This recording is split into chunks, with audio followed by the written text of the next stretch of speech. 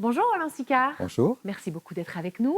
Alors, vous êtes l'un des deux associés fondateurs de la Valériane, qui lance en France et à l'international la solution TESS, qui va révolutionner le marché du conditionnement et de la dispensation des médicaments pour mieux lutter contre la contrefaçon, le mal-usage et le gaspillage. Je vais vous laisser faire le reste, c'est vous le professionnel. Donc vous avez 6 minutes face à la caméra pour nous présenter la Valériane, et puis on en reparle tous les deux après. Ça vous va? Très bien. Vous êtes prêts? Prêt. C'est parti. Bonjour, la Valériane, voilà 10 ans que nous innovons pour faciliter la santé et dans le domaine tout particulier du numérique santé. Et aujourd'hui, nous sommes très fiers de nous présenter devant vous pour annoncer notre levée de fonds de 3 millions d'euros pour l'été 2021 afin d'accélérer le lancement commercial de notre toute dernière innovation, TESS. TESS a la vocation d'être la solution qui va révolutionner la distribution des médicaments. Aujourd'hui, le conditionnement des médicaments tue des centaines de milliers de personnes tous les ans et coûte des milliards de dollars. Par les erreurs de dispensation, 57% des cas amènent à des erreurs de dispensation. Par les intoxications, souvent pour 10% des cas mortels du fait des risques iatrogéniques ou des surdoses. Et puis le problématique économique de la contrefaçon et du gaspillage sur le médicament. On n'en a pas conscience, mais un médicament sur deux est non utilisé. Le gros problème est les pots, les blisters ou les piluliers de génération actuelle qui ne sont pas du tout à la hauteur de ces enjeux. Alors, voilà pourquoi, il y a de ça 5 ans, une équipe de médecins, moi-même, et un leader de la plasturgie du médicament, nous avons lancé le programme TESS visant à intégrer 4 solutions, une solution de conditionnement, une solution de dispensation avec les solutions de software qui les animent. Tout ça pour être en capacité de garantir le bon médicament au bon patient, au bon moment, avec le bon dosage. Alors, comment TESS va être repris par les professionnels de santé? Tout d'abord, on part du médecin qui va prescrire, comme d'habitude, sa posologie de médicaments, mais il va y ajouter un modèle de traitement qui va permettre d'organiser le protocole de télémédecine, de télésurveillance du patient, tout ceci à l'interface avec son système d'information, métier ou hospitalier. Ensuite, le pharmacien va conditionner et délivrer le traitement. Il va utiliser test conteneur pour amener toute une certification et sécurisation du médicament dans son nouvel conditionnement. Il va assurer aussi toute la reprise d'informations qu'on trouve sur les boîtes du médicament et transférer notamment la notice d'usage au patient. Le système test conteneur est breveté notamment parce qu'il est le seul système pour garantir une dispensation une à une des formes solides. Et ensuite, Test Device va permettre d'identifier que c'est le bon patient, que c'est le bon moment, la bonne plage, et va assister le patient pour qu'il applique les justes règles de prise de son médicament.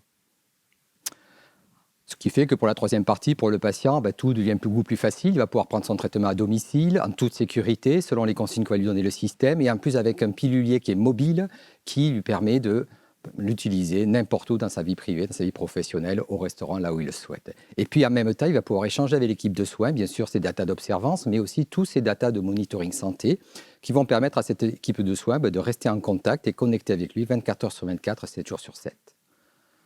Grâce à ces datas, l'équipe de soins va pouvoir assurer un véritable monitoring clinique constant, va pouvoir, si c'est nécessaire, adapter sa posologie.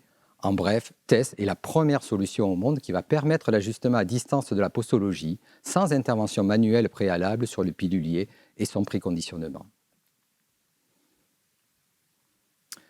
TESS, en fait, lorsqu'on le compare à la concurrence, aujourd'hui, il est bien plus intelligent que tous les piluliers que vous allez trouver sur le marché grâce à toute la couche software que nous avons mis autour. Et puis, par rapport au software de télémonitoring que l'on voit de plus en plus se développer dans le monde, il est bien plus techno parce que ces softwares de monitoring n'intègrent pas la partie dispensation, télédispensation que permet le système TESS.